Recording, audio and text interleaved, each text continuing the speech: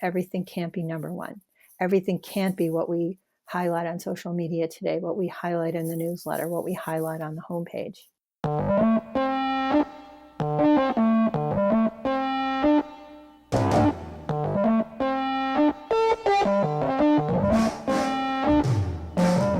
Welcome to Content in Practice. I'm your host, Blaine Kylo.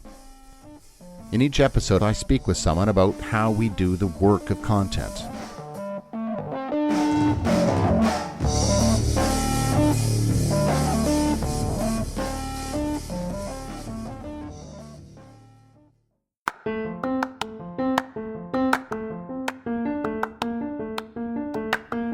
Associations are everywhere. These are the organizations that represent members of a community, whether they are individuals or part of a trade or industry association. They exist to provide a connection between birds of a feather. They're often created to promote the interests of members, to provide an opportunity for collegiality and learning, and even to ensure standards of practice are adhered to. Managing content operations in associations is an interesting challenge simply because of how associations are structured. In an association with members, who is accountable for the content? Who's accountable for the decisions made about that content? Hilary Marsh has been providing her content strategy expertise to associations and nonprofits for years. From 2007 to 2011, she was the managing director of the website for the National Association of Realtors, and since then has worked with clients including the American Bar Association, the American Medical Association, and the National Association of Convenience Stores. In the work she's been doing, Hilary recognized that the standard definition of content strategy was missing something. On the phone from Chicago, she explained her rationale for adding a word after telling me her revised definition. The planning and judgment for the creation, publication, dissemination, and governance of useful, usable, effective content across departments and functional areas. And so that effective piece is the new word that I added, because I feel like something might be really great. It's useful. It might be usable in terms of how we create it. And effective is adding the explicit audience and goal to be able to be measured. That not only do we have to know that there's an audience there, we have to set some goals for the content. And those goals have to be clear and measurable and business focused. So the goals have to be about not how many hits on the page, but why do we have this content, which gets to the heart of why we have the program that the content is about.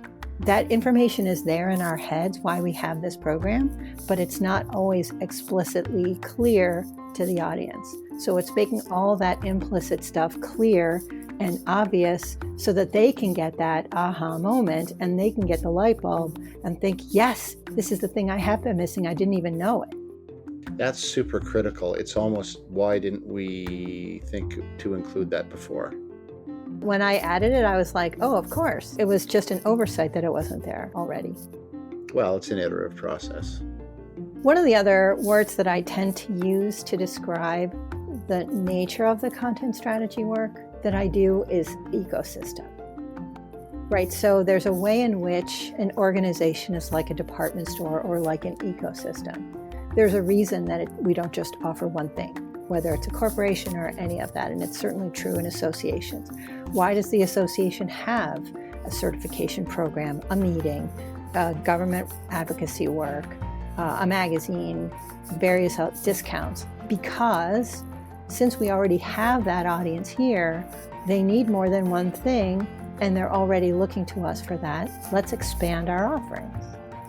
And those things are connected because collectively they add up to a positive experience with the organization, continued, payment of their membership dues to continue to be a member, and ideally more use of the things that the staff is fully engaged in creating.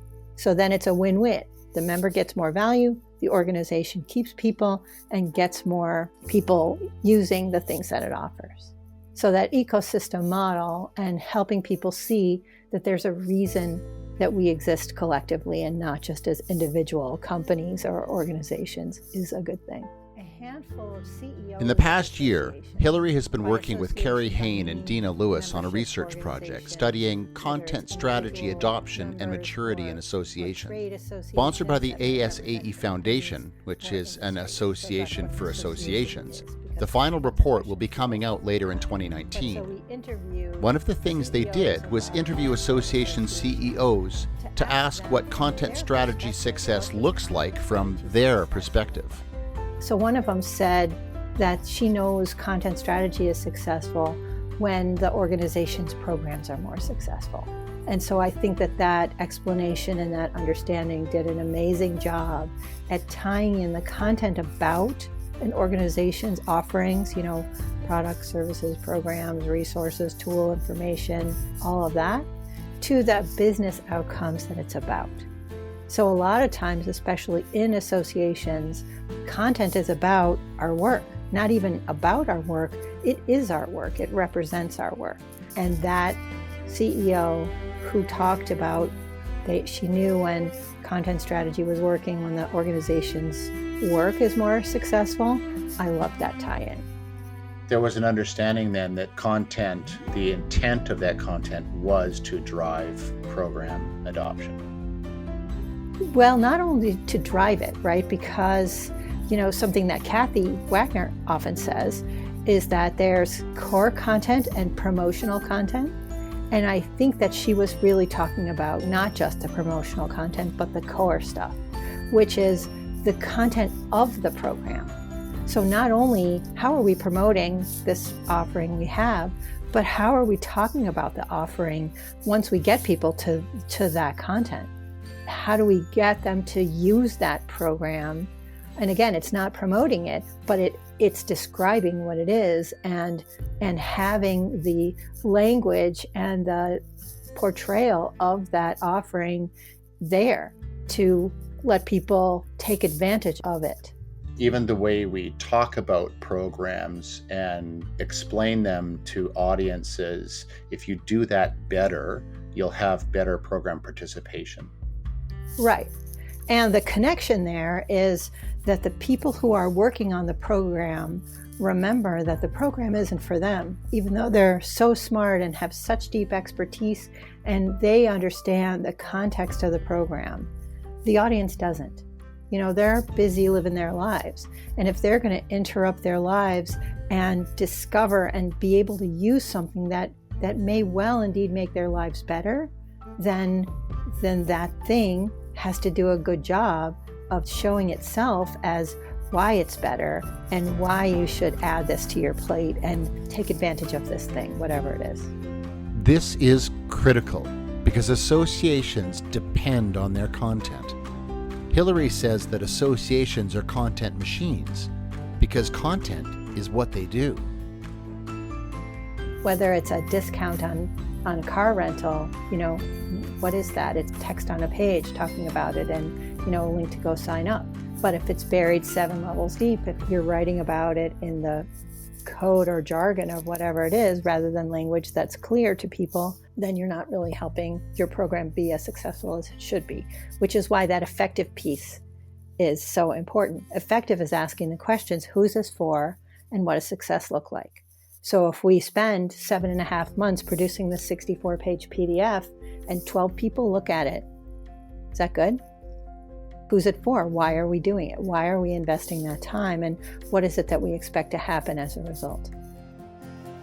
One of the big challenges in an association is managing the homepage of its website. This is something Hilary has firsthand experience with. Because associations, the way they work is often, not all the time, but very often, is that a department comprised of staff members develops a program at the request and with the guidance from a committee of member volunteers. So I used to work for the National Association of Realtors. The member volunteers are real estate agents. They're not professional, lobbyists or advocacy people or meeting planners or all that. They have an interest in one topic area or another, and they're willing to volunteer their time, but their expertise is real estate sales. And so, or running a real estate business. And so they guide the association on how the association can best represent their interests or offer things that would be of a benefit to the agents who might work for them, or to the profession of real estate agents. So the department of staff people who are charged with putting on that event or doing that government advocacy work or all the other things that the association might offer, producing that magazine, it's hand in glove in partnership with this committee of member volunteers, or multiple committees sometimes. And because of that relationship, departments in an association tend to be looking outward, each at their own committee, rather than horizontally across other departments. And it's kind of hard to build those cross relationships when you're so busy focused on your accountability to the committee. So because everybody is working independently, for good reason, with the dynamics of the association, it's really hard to pull people back, bring them together, determine what the organization's priorities are and how their work and their particular initiative fits into the organization's overall priority. Everybody would say, oh, mine is number one. Mine is the thing that members join for. Mine is the thing that's going to keep the profession safe. Mine is the thing that's amazing for whatever reason. The other story I want to share with you is one association that had gotten a new CEO, young, really dynamic guy. He's well known in the profession for being an innovative thinker. And what he did was put that focus in place from the top. So everybody knew these are the organization's priorities in order.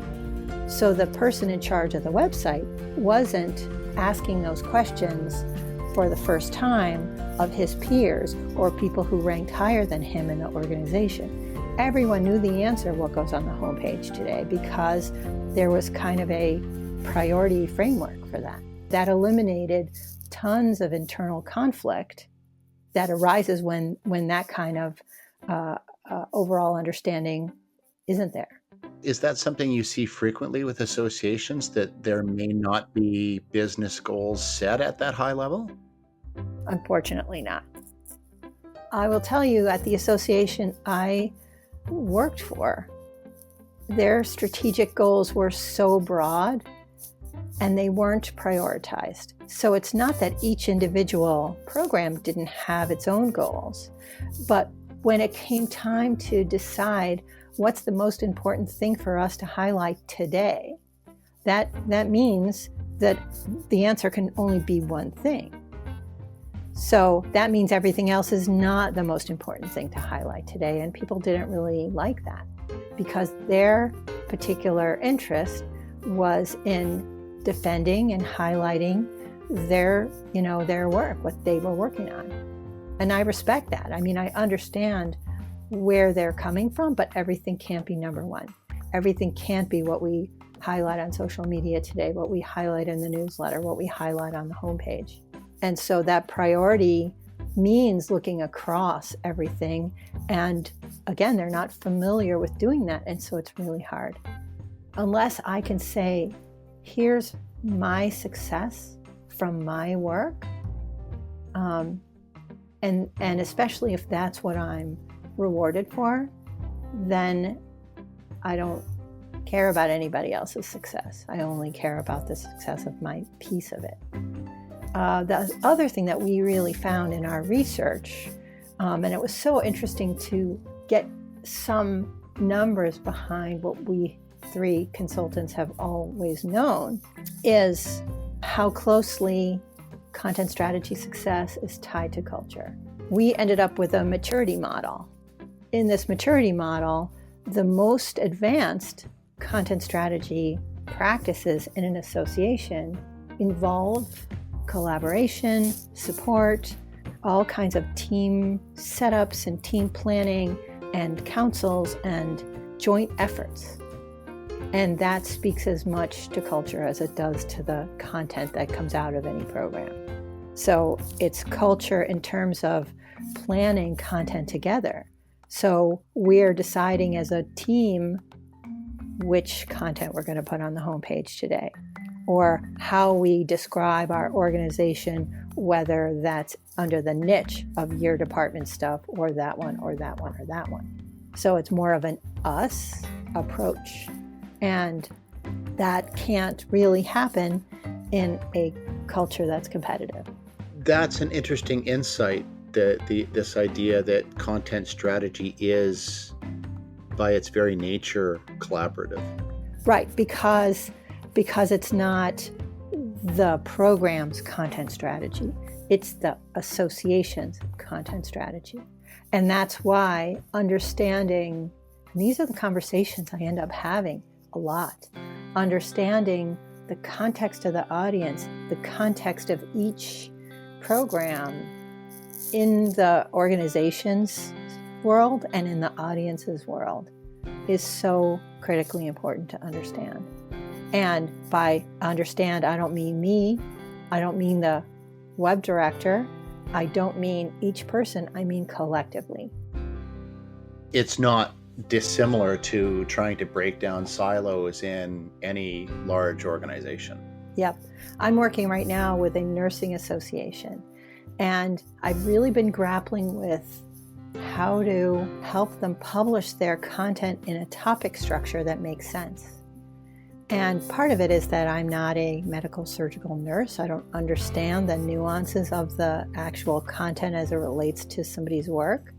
They had an amazing light bulb this week, an amazing realization that part of our challenge is, part of the reason we're having this challenge is because one source of content describes the topics this way and a different source describes them differently, and neither of those really are how a typical nurse would talk about or look for that information. So where I suspect that they're going to go, and I was so happy that they're the ones who told that to me after lots of probing questions versus me telling it to them, since they had the realization, that means that they can help maybe adjust the content sources that people are using to educate themselves, to get certification, to ask questions in a community, so that it's all common.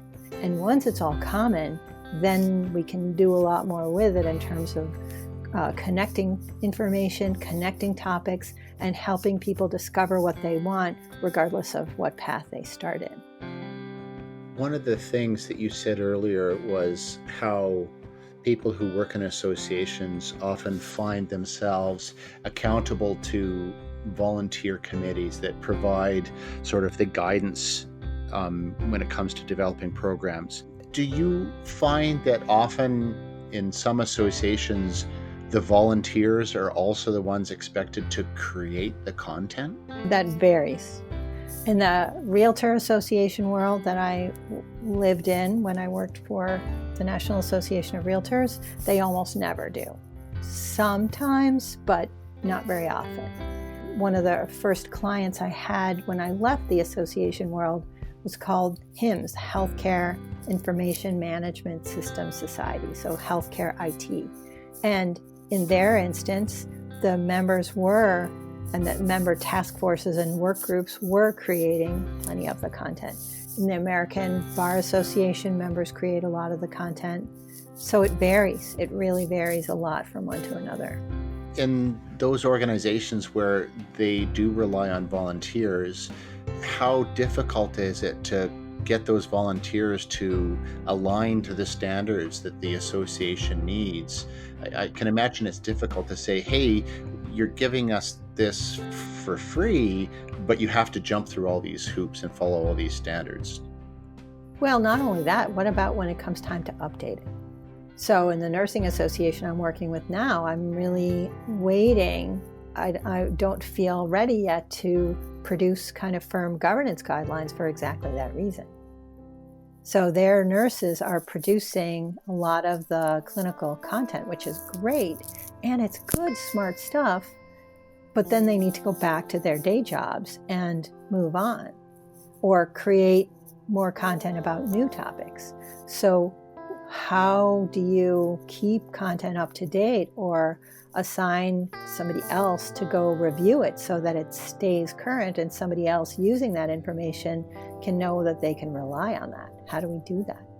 And I think that it's me asking the questions and them trying to figure out. I can't tell them, oh, all your content has to be reviewed twice a year.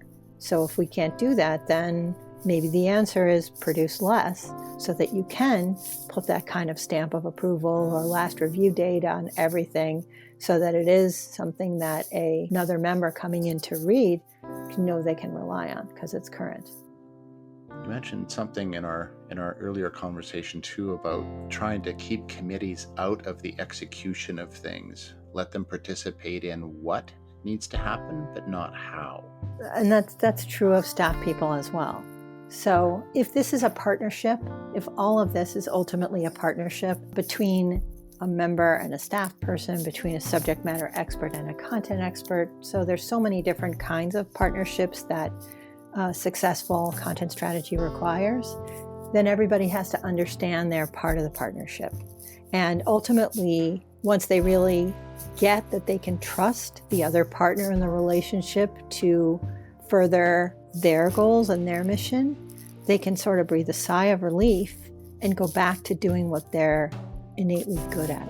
Ultimately, a committee person who's a real estate agent or a lawyer or a doctor or whatever profession they're in is volunteering to take their expertise and use that to contribute ideas or guidance to the association that represents thousands of other people like them in the same career, in the same profession. But since they're not professional meeting planners, their job is guidance, not execution of the meeting. They should leave the hotel, logistics to an expert in that, or the meeting date decisions to an expert in that, or the particular speakers who are speaking on topics to people who live in that world. Then if the dynamic of the staff member connection is such that the staff needs to have the blessing of the committee, that's different. But it's ultimately not helpful for the committee person to get their hands too dirty in the execution. And by the same token, there's that same kind of relationship between subject matter experts and content experts. So if you're an expert in some area within the association, that doesn't mean you should decide what's the headline because you're not a content expert.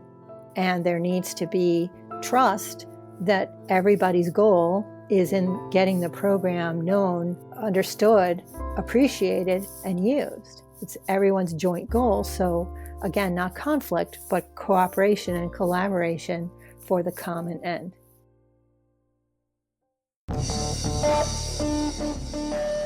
You've been listening to Content in Practice. This episode was produced by Kathy Wagner and me. Thank you to Hilary Marsh. Music used in this episode is from Blue Dot Sessions. Our theme music is by Lee Rosevere. This podcast is presented by Content Strategy Incorporated, a consultancy focused exclusively on content strategy. Find us online at contentstrategyinc.com. Thanks for listening to Content in Practice. I'm Blaine Kylo.